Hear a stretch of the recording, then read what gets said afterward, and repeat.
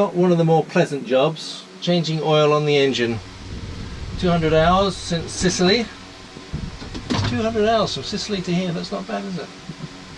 So I've got the pump installed, goes down into the sump, one of the old engine oil containers, and I try my best to do it without getting it all over the place. There is nothing worse than engine oil.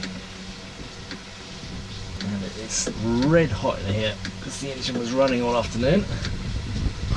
That's exactly the way it should be. So the oil drains to the bottom and you're pulling it all out. Good oil filter should come off with your fingers, which these ones do. I didn't put them on too tight last time. And the beauty of these Volvo ones is they've got a valve on the bottom, so they don't leak too much when you take them off. This is my secret compartment for engine parts.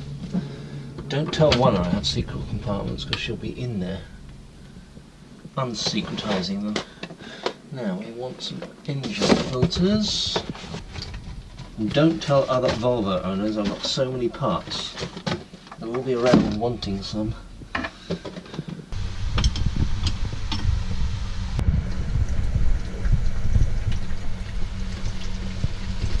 So finally I changed the fuel filter here, well actually the fuel filter here, the Reckmann one.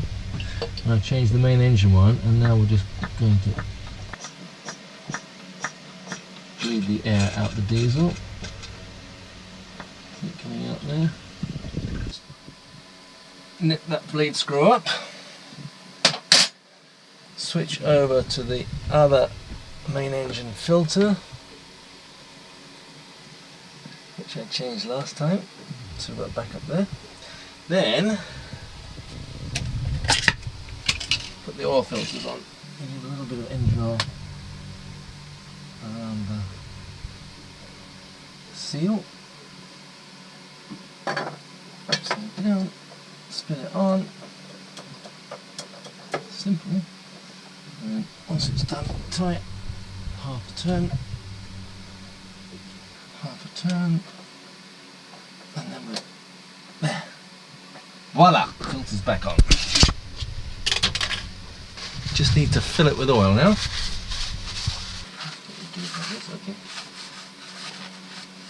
And now we feed it with good old VDS3 1530 Volvo Penta engine oil. The same as any other engine oil except double the price. And it should take 2 of these. Those Swedish know how to charge money. But better have the right product. So a quick check of the transmission oil and the gearbox. Usual dipstick.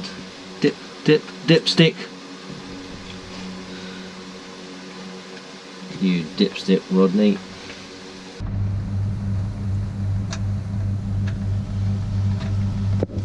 We are changing the impeller, or at least checking it, probably without dropping the nuts in the bottom of the bilge. I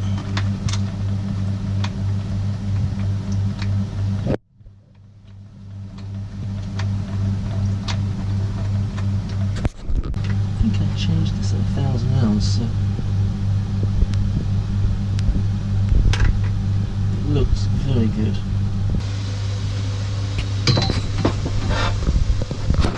Hello.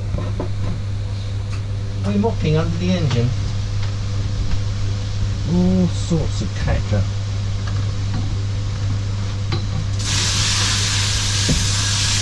Paint, rust, all sorts. I'm going to sleep in here. So clean. Cleaner than the bed. Hope the engine works after this water. So these will probably be our last Calagas bottles for a while, given you can only get them in France, which is good because I'm fed up of them rusting away. We'll get some nice new glass fibre bottles in America. They just do this to stop the rust going everywhere. So these awful cylinders rust like crazy, so I always put them in a plastic bag jam them in.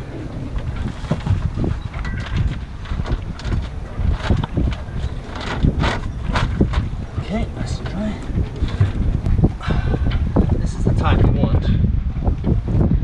The Swedish one started to get a bit rusty on the top.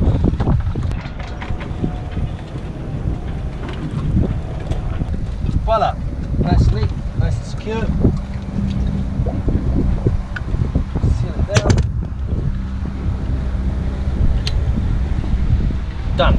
So our guests coming on board don't like normal toilets. They want a squat one. So we're going to adapt it to a squat toilet. Just a hole in the ground. What do you think? Look at that space you get now that's out of there. What we're actually doing is we're going to treat them with El Macerator Electrique, so they can put any size of whatever they put down there and it will liquidize it. Not for making drinks though. The trouble with electric toilets is you have to have electrical connections, and electrical connections make things all complicated. So I'm in here now, below the guest wardrobe. Just need plenty of slack cable there, because I don't know what we're going to do later on. Job finalised. It's not the quietest toilet in the world, listen to it.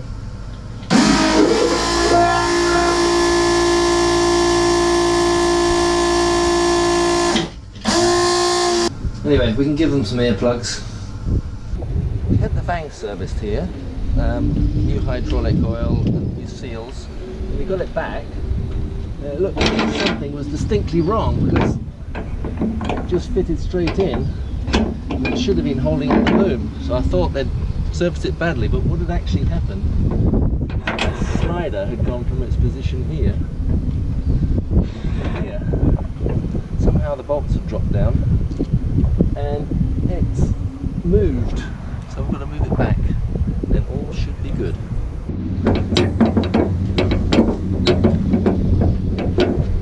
This time we're going to Loctite it in. Well, probably Loctited last time.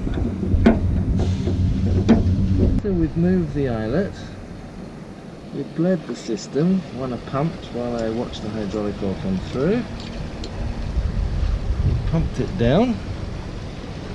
Wait, now we've just got to tighten these up and make sure that it actually lifts the boom. And that's it. Bang done, hopefully.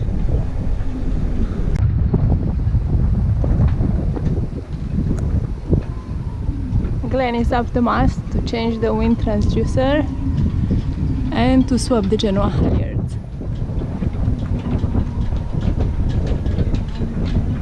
Windy.